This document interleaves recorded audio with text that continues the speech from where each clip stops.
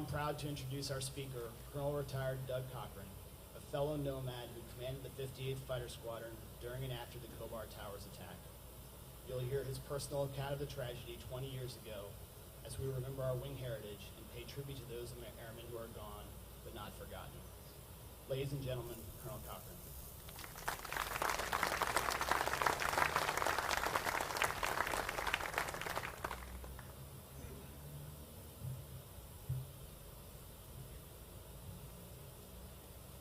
Good morning.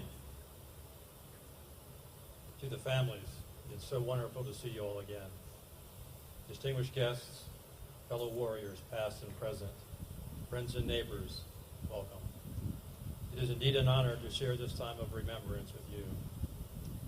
Nearly a generation ago, our lives changed forever. 20 years. In some respects, it seems like an eternity, but there are times when it seems like 20 days. Because our memories of the events of that tragic night are still so clear. The sting of loss fades somewhat over time, but the memories of our fallen heroes and their sacrifice remain vivid. We gather today to remember and honor those who never returned home to their families and friends, who gave their lives to protect our freedom. 20 years ago, the 58th Fighter Squadron found itself deployed to Saudi Arabia for the second time in 13 months in support of Operation Southern Watch. We were working alongside units in a multinational coalition which included airmen from Patrick, Wright-Patterson, and Offutt Air Force bases, and several other units. For the 58th, the year leading up to this deployment was extremely busy, with the squadron participating in numerous exercises and a major operational inspection. When the time came for us to deploy, we didn't have enough folks to fill all of our 274 personnel requirements, so several nomads from other units volunteered to deploy with us. During this deployment, however, we were all guerrillas. As we neared the end of our tour, we look back on what had been a successful deployment. Thanks to the outstanding efforts of each of our warriors, we were able to overcome many challenges to meet 100% of our task combat sorties. It was 9:54 p.m. on June 25th, 1996, a Tuesday night. We were getting ready to go home. I, like most squadron members, was making final preparations for our redeployment. I had just finished cleaning my room, standing at the desk in my bedroom on the top floor of our main squadron dormitory. I was reviewing my notes in preparation for our trip back home, when suddenly the ground shook so violently I thought the building was going to collapse. The window I was standing next to exploded with a violent blast, and I ended up on the floor on the other side of the room. The following hours were filled with the horrors of injury, death, and destruction. But the bravery, dedication, and professionalism of all present was amazing to witness as everyone jumped into action with rescue and accountability efforts. Our folks were housed in 5 different buildings. Over 100 guerrillas and over 400 total were injured, many in critical condition who were sent to area hospitals for treatment. Throughout the night and early morning hours, news and information came to us a little bit at a time. Slowly, one by one, the names of those we lost were reported back to us. We lost 19 brave warriors that night, 12 of them nomads, 5 from Patrick, 1 from Wright-Patterson, and 1 from Offutt. These fallen heroes returned home ahead of the rest of us. Each was escorted by a fellow airman, some of whom are here today.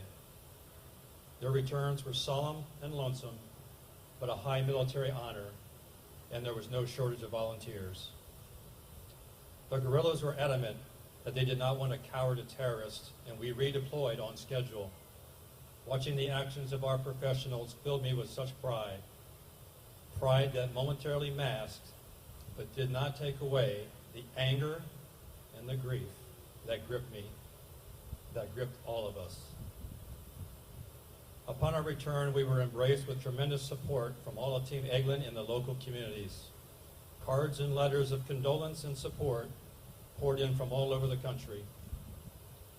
Still, our hearts were heavy by the absence of our brothers.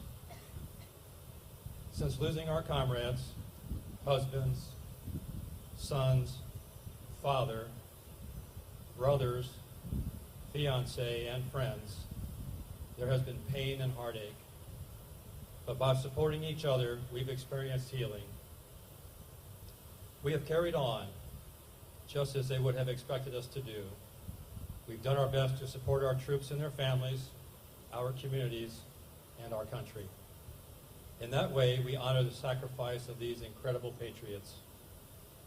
Each of us keeps their spirit alive through our thoughts and deeds, and by continuing to uphold the principles these brave warriors held so dear: service, sacrifice, honor, and country.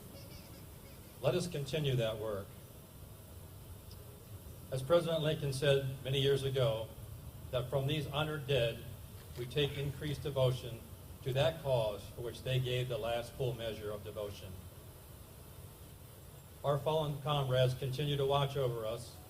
I think of them every day and feel their presence from time to time. They are guardian angels watching over those who go into harm's way to carry out the crucial missions necessary to fight the enemies that threaten our very existence. I'm sure many of you have heard the song by Lone Star about a man who was away from his family. I thought of the men we lost, and as I listened to the words, I realized it was not a sad song. It was a song of hope that reminded me that these special men are still with us if we just look around. They are the sunshine in our hair, the shadow on the ground, the beat in our hearts, the moonlight shining down. They are the whisper in the wind, and they'll be with us until the end. They are in our prayers, and they are still here with us as we honor their memories today. Sadly, the war on terror continues, and the fight is everywhere. We have lost thousands of Americans to acts of terror, many on our own soil. In response, a new generation of warriors has stepped forward to continue the work of those who have served before. Like the giants on whose shoulders they stand, they too are answering the call to protect us and our freedoms. To those who have served, thank you for your steadfast dedication and patriotism. Many of you bear physical, mental, or emotional scars of that service, and our country will be forever in your debt. To the families of our brave warriors, thank you for your incredible sacrifice. I don't have the words to adequately express our appreciation. You are truly an inspiration. Risa and I thank you from the bottom of our hearts for your unwavering patriotism, friendship, and tremendous support. Your strength and compassion have been amazing. Even though we are not always in direct contact, you are always in our hearts. Thank you all for gathering today to honor these magnificent men. Let us continue to keep their spirit alive. I'll leave you with the words of Supreme Court Justice Oliver Wendell Holmes, Jr., who remarked, "At the passing of a hero, we end not with sorrow at the inevitable loss, but with a contagion of his courage. And with a kind of desperate joy, we go back to the fight." God bless those who have gone before us. God bless you, and God bless the United States of America.